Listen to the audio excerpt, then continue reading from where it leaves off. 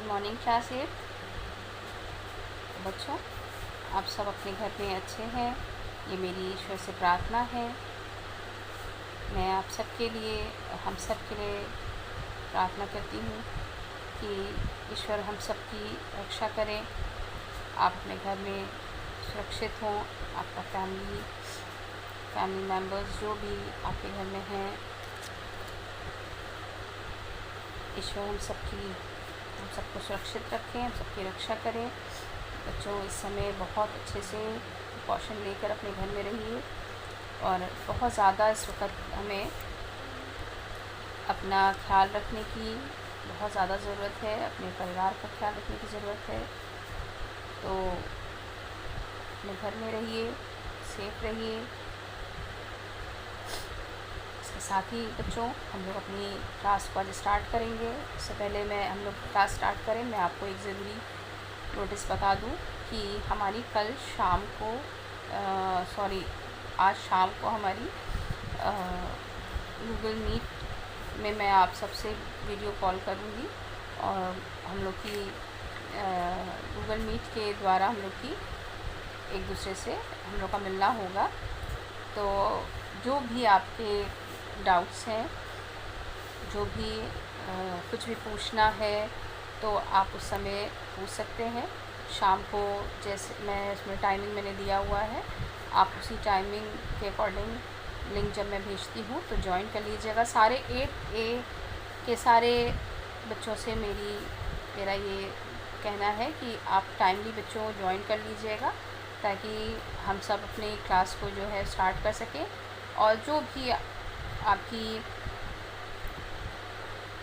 कुछ आपको पूछना है, कोई भी डाउट है, कोई भी कन्फ्यूजन है, उस समय आपका समय होगा कि आप क्लियर कर सकते हैं, पूछ सकते हैं।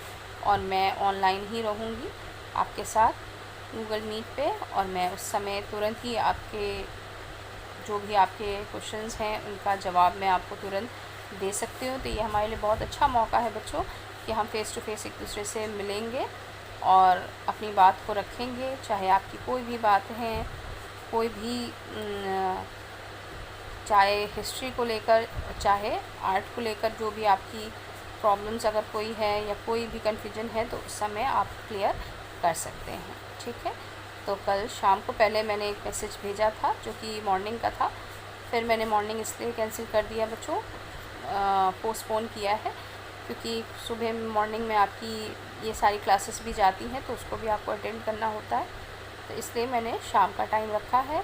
उस समय सारे बच्चे फ्री भी होंगे और आसानी से आपके मोबाइल जो है वो आपके घर में उस समय रहेंगे, तो आपको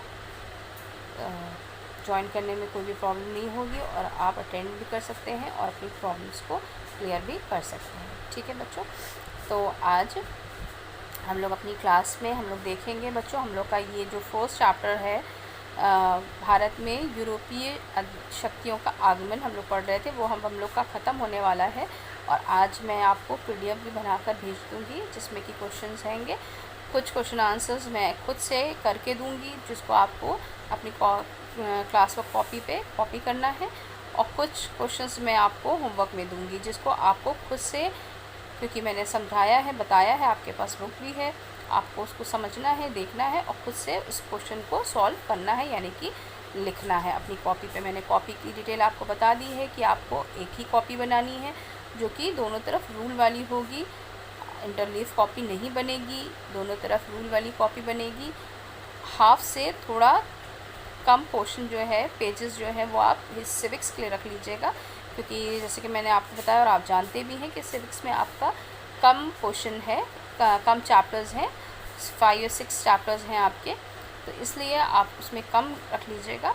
और जो आपका हिस्ट्री का है वो आपका 12 चैप्टर्स हैं, तो उसमें आपको थोड़ा ज़्यादा पेजेस रखने हैं, तो आप उसी के अकॉर्डिंग अपने कॉपी जो है बना लीजिएगा। और जो मैं आपको फर्स्ट चैप्टर का कंप्लीट हो जाने पर जो मैं आपको क्वेश्चन आंसर भेज रही हूँ उसको आपको कंप्लीट कर लेना है। ये हमारा फर्स्ट चैप्टर कंप्लीट हो जाएगा, तो आपको उसमें से फर्स्ट चैप्टर से रिलेटेड कोई भी चीज़ें पूछनी है तो आप मुझसे पूछ सकते हैं। ठीक है बच्चों। तो ये तो हमारी हमारी गूगल मीट की बात हो गई। अब साथ ही साथ हम लोग आज अपने जो हमारे कुछ पॉइंट्स बचे हैं, एक ही पॉइंट्स है, उसको हम क्लियर कर लेंगे। हमने देखा था कि किस तरह से यूरोपीय व्यापारी जो थे वो भारत में किस तरह से आए, उन्होंने किस तरह से अपने व्यापार हमारे भारत में शुरू किया। उन्होंने कई रास्ते, 3 रास्ते मैंने बताए थे। पहले उन्होंने बंगाल की खाड़ी से होते हुए गए थे, और पहला हमारा जो था, सॉरी बच्चों, फारस की खाड़ी से होते गए थे। फिर दूसरा जो मार्ग था वो लाल समुद्री मार्ग था। फिर तीसरा जो था वो मध्य एशिया से फिर यूरोप तक पहुंचता था। उसके बीच में उन्होंने जब व्यापार शुरू किया तो बहुत सी अड़चनें, बहुत सी रुकावटें बीच में आई थी, जिसके वजह से उनका व्यापार जो था वो बांधा पड़ गई थी, रुक गया था। फिर उन्होंने दूसरी प्लान बनाया था, दूसरी उन्होंने तरीके अपनाए कि अब किस तरह से हमें व्यापार करना है। तो दूसरा समुद्री मार्ग उन्होंने निकाला था, जिसके लिए उन्होंने क्या रास्ता निकाला था कि जो भी यूरोप के बड़े बड़े राज्य थे, उनके जो राजा रानी हैं, उनको लालच देकर, किस किस चीज़ का लालच दिया था? ध्वज का, धर्म का और धन का, हाँ, यानी कि पैसों का, और अपने साम्राज्य को बढ़ाने के लिए अपने ध्वज का, और साथ ही साथ अपने धर्म के प्रचार के लिए धर्म का उन्होंने लालच दिया था। और जिसके वजह से वहाँ के यूरोपीय जो राजा रानी थे वो उन लोग क्या करे थे, तैयार हो गए थे, और इस तरह से उनकी समुद्री मार्ग जो खोज जो उन्होंने शुरू की थी, जो कि व्यापार के लिए उन्होंने, वो उनकी प्रारंभ हो गई थी। जब उन्होंने इस यात्रा को प्रारंभ किया तो उसमें उनको बहुत सी चीज़ों की ज़रूरत पड़ी। सबसे पहले कि उन्हें दिशा को दिखाने वाले चीज़ की ज़रूरत पड़ी कि किस तरह से उनको दिशा का ज्ञान हो। तो उसमें उनको जो बताया मैंने आपको, कुतुब बुनीमा एक जो घड़ी की तरह एक चीज़ होती है, वो दिशा बताती है कि किस दिशा में हमें जाना है। तो उसी तरह से कुतुब बुनीमा जो थी उस समय नाविकों, जो कि नाव चलाने वाले होते थे, उनकी मदद करती थी। वो नाव में रखा जाता था और वो दिशा बताती थी कि किस तरफ जाना है, किधर जाना है। तो इस तरह से करते हुए उनका जो मार्ग था उन्होंने खोज लिया, और इस तरह से वो खोज होती गई। उसके बाद भारत में यूरोप जो थे, यूरोप का व्यापार जो है वो बहुत ही बढ़ता चला गया। होड़ लग गई थी, मतलब कि सबको चाहिए था। होड़ लगना मतलब इनको भी चाहिए है, उनको भी चाहिए, सबको करना है। तो इस तरह से होड़ लग गई, और उसके साथ ही साथ वो सब अपना काम को, अपने व्यापार को करने लग गए। इसके साथ ही साथ फैक्ट्रियाँ खुली। हाँ, फैक्ट्रियाँ जो कि व्यापारिक जो बड़े बड़े वहाँ के अमीर जो देश हुआ करते थे, यानी कि अमीर यूरोपीय जो हुआ करते थे, उन्होंने क्या किया था, व्यापारिक कंपनियों की स्थापना कर दी थी कि जिसमें कि उन लोग हर तरह, अलग अलग तरह के जो लोग होते थे अपना पैसा लगाते थे और व्यापार में लगा देते थे, और उसके बाद जो भी मुनाफा होता था वो अलग अलग बांट लेते थे। ये व्यापारिक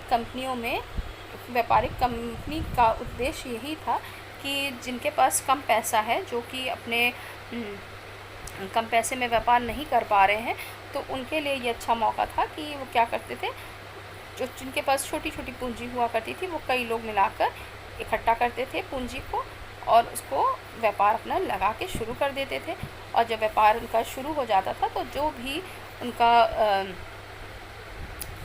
व्यापार से जो भी मुनाफा होता था, प्रॉफिट होता था, तो वो क्या करते थे, उसमें वो मुनाफा बांट लेते थे। आधा आधा वो अपना मुनाफा जो था वो बांट लिया करते थे। तो इस तरह से उनका व्यापार बढ़ता चला गया। फिर मैंने बताया था फैक्ट्री क्या है और एजेंट क्या है। जिस कंपनी में, जिस व्यापारिक केंद्र में स्थापित कार्यालय को फैक्ट्री या कोठी कहा जाता था, और उसमें जो काम करते थे वो एजेंट कहलाते थे। एजेंट का क्या काम हुआ करता था, वो सीधे जो कारीगर होते थे, व्यापार करने वाले जो कारीगर होते थे, सीधे उनके पास जाते थे, और उनसे क्या करते थे, उनसे जो भी कच्चा माल होता था, जो कि पूरी तरह से बना नहीं होता था, कच्चा माल मतलब पूरी तरह से जो चीज़ें, जो सामान तैयार नहीं होता उसे कच्चा माल कहा जाता है, तो उन लोग से सीधे जाके ले लेते थे और उसके बाद अपना थोड़ा मुनाफा या पैसा लगाकर अपना थोड़ा उसमें कारीगरी कर देते थे और उस चीज़ को और अच्छी मतलब दिखाई दे और सुंदर दिखाई दे, और उसके बाद उसको दुगना तिगने दाम पे बेचते थे। तो इससे उनको बहुत ज़्यादा मुनाफा होता था, प्रॉफिट होता था। तो इस तरह से उनका व्यापार जो है वो बढ़ता चला गया। उसके बाद विदेशी कंपनियों ने व्यापार में लाभ के लिए साम दाम दंड भेद का भी तरीके अपनाए। मतलब कि उन्होंने व्यापार के लिए पूरी तरह से साम दाम दंड भेद, मतलब कोई भी तरीका ना छोड़ना, पूरा अपना समय लगा देना, अपना जितना दम है वो पूरा लगा देना, जो भी उनके पास पैसे हैं, जितनी उनके पास शक्ति है, ताकत है, मतलब हर तरीके से पूरा अपना ज़ोर लगा देना, इसी को कहा जाता है साम दाम दंड भेद। और पूरे उन्होंने अपने सारे तरीके को अपनाकर इस तरह से अपने व्यापार को उन लोगों ने पूरा किया। फिर मुग़ल बादशाह जहांगीर के दरबार में कैप्टन हॉकिंग 1608 ईस्वी में उन्होंने जो भारत में प्रथम अंग्रेज़ जो आया था वो कौन था? कैप्टन हॉकिंस, जो कि सन 1608 में भारत जो आया था। और उसके बाद इसी तरह से अंग्रेज़ों का यूरोपियों का आना यहाँ शुरू हुआ और व्यापार जो है उनका बढ़ता चला गया।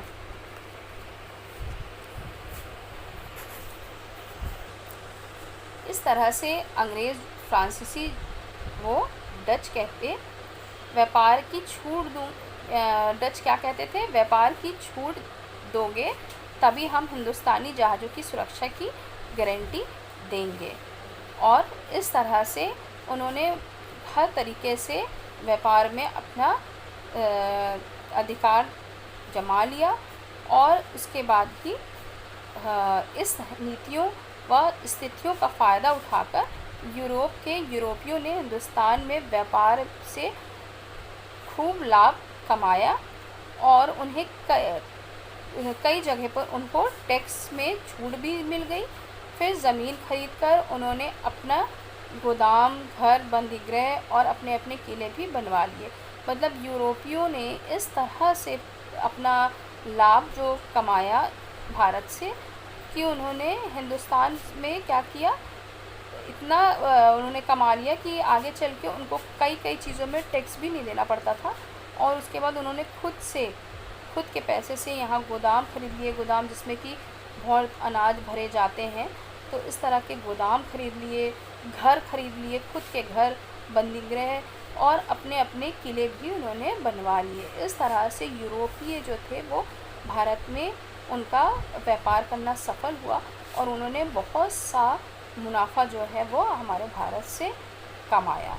ठीक है बच्चों, तो इस चैप्टर में आपको कोई भी चीज़ पूछना है, मैंने आपको सब अच्छे से बता दिया है। क्वेश्चन आंसर जो है, जो बहुविकल्पीय प्रश्न है, वो आपको खुद से कर लेना है। बहुविकल्पीय जो कि ऑप्शनल वाला होता है, ऑप्शन वाला ऑब्जेक्टिव टाइप क्वेश्चंस, उसको आपको खुद से पढ़ के करना है। और क्वेश्चंस आंसर्स जो हैं वो मैं आपको लिखकर भेज दे रही हूँ PDF इसके साथ ही, तो आप अपनी कॉपी पे उसको कर लीजिएगा। और साथ ही बच्चों कुछ क्वेश्चंस जो है मैं उसको होमवर्क भी आपको दूँगी। ठीक है, तो उसको आपको अपने से खुद से करना है। आप अच्छे से पढ़िएगा, वीडियो देखिएगा अच्छे से, जो आपकी बुक है उसको पढ़िएगा, साथ ही वीडियो भी देखिएगा बच्चों, क्योंकि अगर आप सिर्फ बुक से देखोगे तो शायद आपको समझ में नहीं आएगा।